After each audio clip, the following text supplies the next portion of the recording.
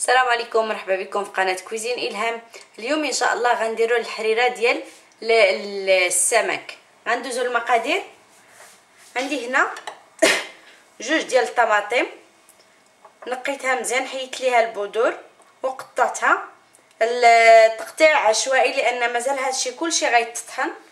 عندي هنا جزرتان ولا جوج خيزويات، بصلتان متوسطتان، وعندي هنا السمك. خديت السمك اي نوع من السمك، نقيته درته في الماء مع واحد شويه ديال الملح وشويه ديال الفلفل الاسود، طيبته مزيان. خديت السمك نقيته على هذا الشكل. وهذا المرق ديال السمك، هذاك الماء اللي كيكون ديال اللي كنسلقوا فيه السمك. عندي هنا قبطه ما بين قزبر ومعكنوس. عندي قبطه ديال الكرافس. بالنسبه للعطريه عندي هنا نص معلقه ديال خرقوم، نص معلقه ديال سكينجبير، راس معلقه ديال فلفل اسود، معلقه صغيره عامره ديال الملحه، شعيره ديال زعفران الحر. باش ندورو الحريره ديالنا ديال السمك عندي هنا جوج معالق ديال الروز الابيض ماشي الاصفر، اللي الحبيبات ديالو صغار على هذا الشكل. وعندي هنا جوج معالق كبار ديال الدقيق الابيض، وملعقه كبيره ديال طماطم مركزه ولا معجون الطماطم. غندوزو للطريقه. في الكاس ديال الخلاط غنخلط جميع الخضروات اللي عندي، طماطم، الجزر، البصل، الكرفس والقزبر ومعكنوس، مع واحد شويه ديال الماء.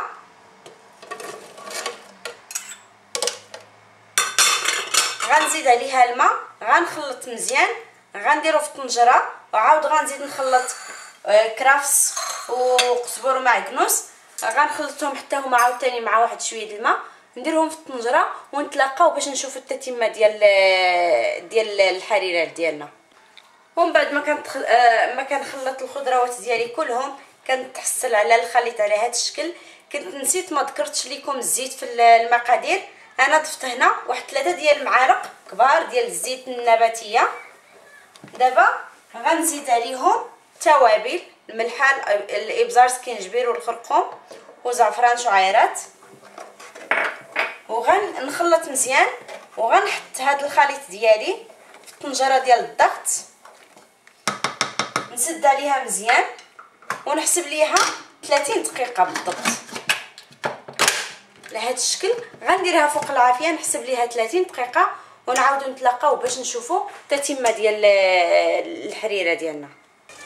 دابا من بعد ما طبت لينا الخضره ديالنا كنتحصلوا عليها على هذا الشكل هذا كما كتشوفوا. غنزيدوا عليها جوج معالق ديال الروز والسمك،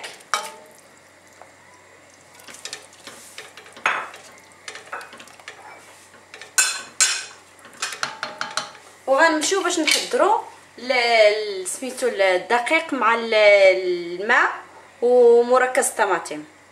في واحد الطبسيل فيه واحد شويه ديال الماء غنضيفوا عليه الدقيق ومركز الطماطم،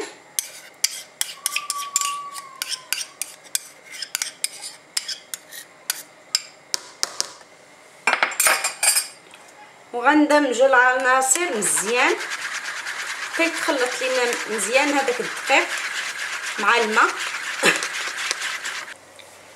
من بعد ما دورنا سميتو الدقيق ديالنا غنضيفوه للخليط ديال الحريره على هذا الشكل.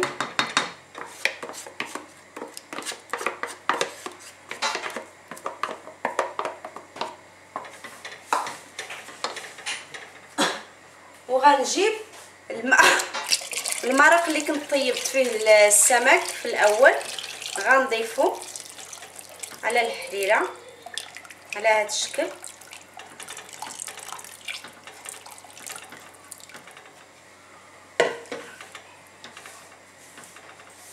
وغنخليها تغلى مزيان. دابا من بعد ما بدات كتغلي ليا الحريره ديالي غنضيف عليها واحد 100 غرام تقريبا ديال القيمرون، وغنخليها تكمل الطياب ديالها على خاطرها حتى طيب ليا مزيان ونقدمها ان شاء الله. ومن بعد ما كطيب لينا الحريره ديالنا ديال السمك كنتحصلوا عليها على هذا الشكل هذا، كتجي جد رائعه. هانتوما القوام ديالها كيفاش كيكون، يعني كتهزي معلقه الحوت والرز. الرز حتى هو وين كيجي بحال هاد النوع هذا ديال الرز مع المذاق ديال الحوت كيتباع في لي ساشي، يعني لا سوب ديال السمك كتجي جد لذيذه. كنتمنى من كل قلبي ان تجربوها لان كتجي رائعه بزاف. وإلا عجبكم فيديو ما تنساونيش بلي لايكات ديالكم واشتركوا في القناه الا مازال ما مشتركينش، ضغطوا على الجرس باش يبقى يوصلكم كل جديد. وإلا كان شي سؤال ولا اي استفسار كتبوه لي في التعليقات لتحت وانا مستعده نجاوب على اي سؤال. وشكرا لكم، فرصه اخرى ان شاء الله.